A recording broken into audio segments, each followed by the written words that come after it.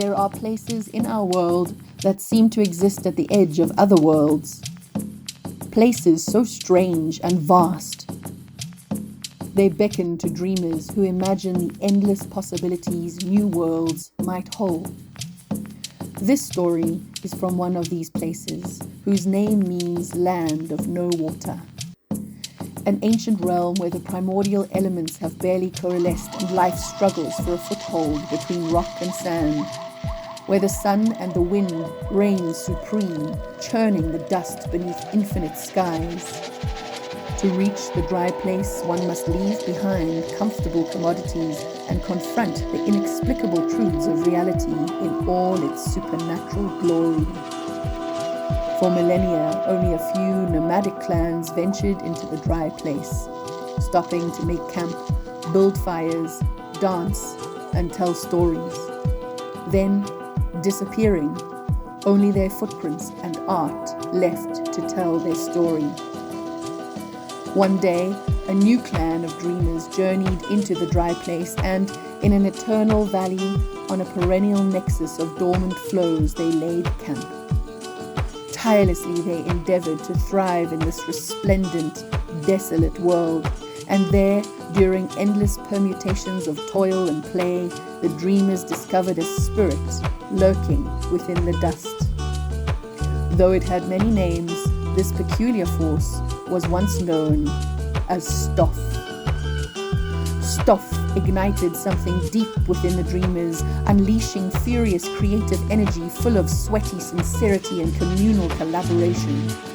It carried the dreamers to abundant altitudes where serendipity and sensations spooled from Stoff in a fractal miasma that became their new home for a few days. Each year they would return to the dry place and assemble a sprawling ephemeropolis full of fleeting self-expression.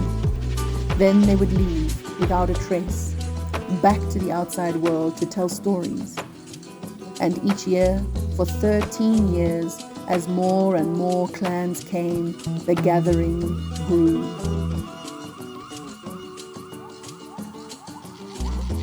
One night, as a handful of seasoned dreamers pranced around an immense fire, a stirring suddenly became a swirling.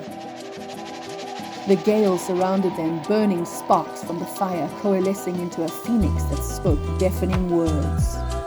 To grow, we must go. A new sight must be sought. A clear summons from an inexplicable presence full of mighty archetypes. The trickster, the gift. Stoff gave one beat of its fiery wings and leapt towards the stars. The conflagration torched the night sky. Come, it boomed and burnt away across the horizon. The dreamers took chase. Deeper into the endless valley they strove, guided by the mirage. As it dissipated, it left behind amber clouds that emptied, flooding the dry place. The dreamers hastily built a raft and were swept away in the currents. They awoke at the foot of the great breast mountain where a striped beast once roamed. The raft lay strewn across the ground in a great X. This was the place Stoff had chosen, but in the storm, the spirit had been scattered. Just then, a soft, scented breeze rustled through invisible leaves.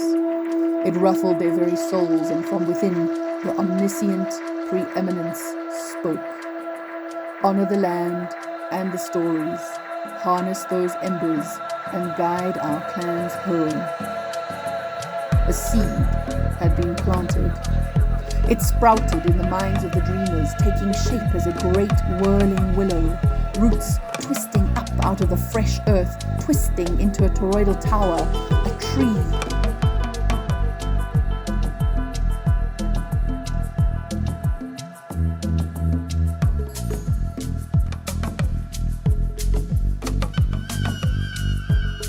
Like a dream catcher, it would break the wind, plucking from it 1,000 stories full of the remnant glow of bygone bones. They built and built, those crazy dreamers, battling the intense forces of the dry place and forging a community that could do anything. Piece by piece, they carried dreams into reality, form emerging from their hands in synchronicity and symmetry. Someone had to do it, and it had to be them.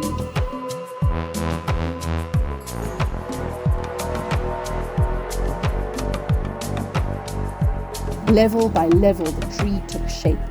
It stretched upwards, a geometric coiled vortex. The tremors kept going ever higher, and as they labored, wrestling with wood and steel, they captured bits of stuff in their sweat, infusing it into the tree like trans-dimensional butterfly collectors.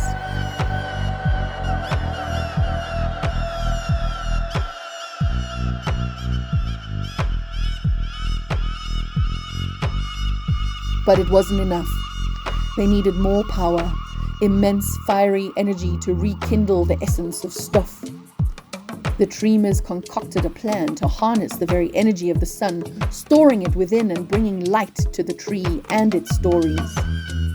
A blazing beacon, it would be seen from the very edge of the dry place, guiding the clans to this new home.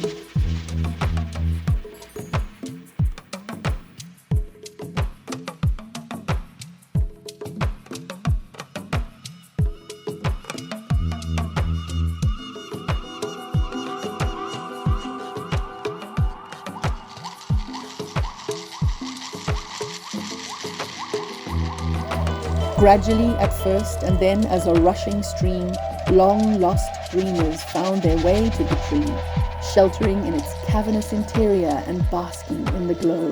They shared stories. They reminisced about all they had done, and then climbing up, they looked out from the branches and rejoiced in all they had yet to create. 3 times the clans gathered, steered by the tree, finding their way in the new home and delving into fantastical working titles. The essence of stuff gathered and grew.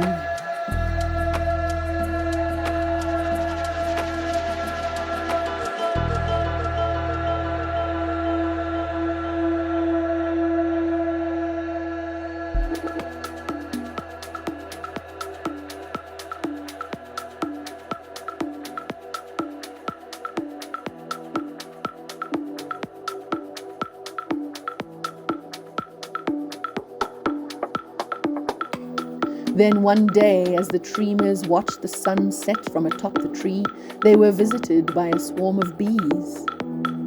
In the hum of a million wings, they felt stuff say, "We are ready."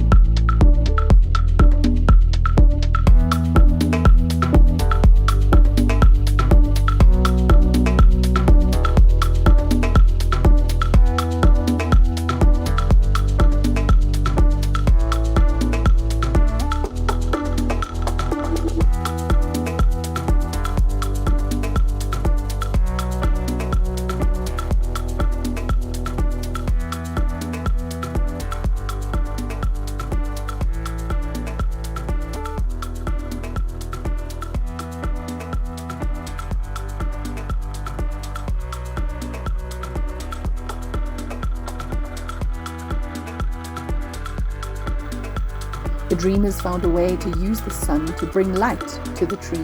People from all over the world came together to support this endeavor so that the tree could also be an example of sustainable artworks at Afrikaburn. Projects that don't leave no trace, but instead leave a good trace. So when the time came to burn the tree and they no longer needed the sun-catching machinery, they found a way to honor the land and the sun and provide stuff for the young dreamers living nearby.